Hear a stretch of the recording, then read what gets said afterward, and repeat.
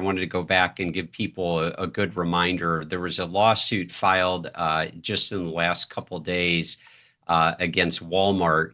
They're facing a proposed class action alleging it violated the Fair Credit Reporting Act by running a background check, then rescinding a job offer to an applicant who had previously disclosed her criminal record before starting the application process.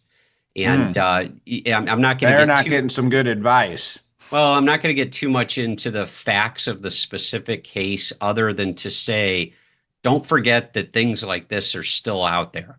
There's a time to run the background check. It's important, the timing of this, that it needs to be done. It should be done post-offer, but pre-employment.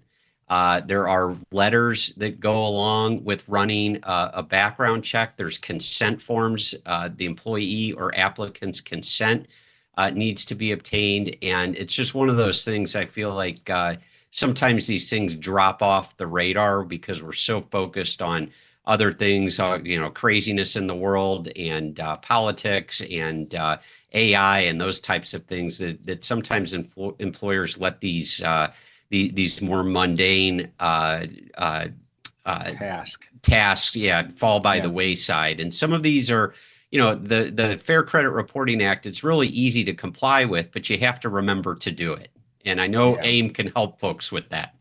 No, it's an important part of the process. And Burt, that's why when it became available to us, and we were one of the first 50 in the country to become accredited, one of the first 50 background check agencies in the country. I think we were like number 47 or 8 at the time, to become accredited and comply with the Fair Credit Reporting Act. And there are processes for that to make sure. But what happens in these scenarios is, again, I think it goes right back to the conversation. We bring in somebody who we just tell them how to do something. They haven't learned through experience how to do it. And what happens is, and we make decisions along the way that we think are fine, but our experience doesn't tell us, oh, you know what, we really shouldn't do it that way.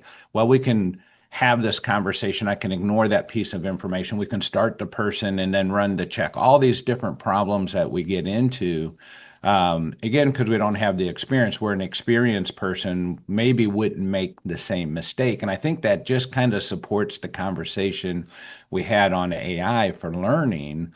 And that's why then policy discipline becomes important. But more importantly, you need to have a vendor who can guide you through those proper channels to stay compliant and avoid the risk.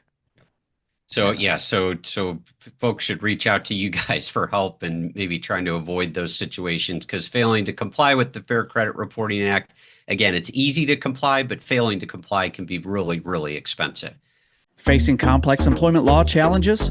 As an AIM member, you get direct access to Ogletree Deacon's top attorneys for expert guidance and defense. Call AIM at 800-948-5700 or visit aimea.org to engage expert workplace specialists today.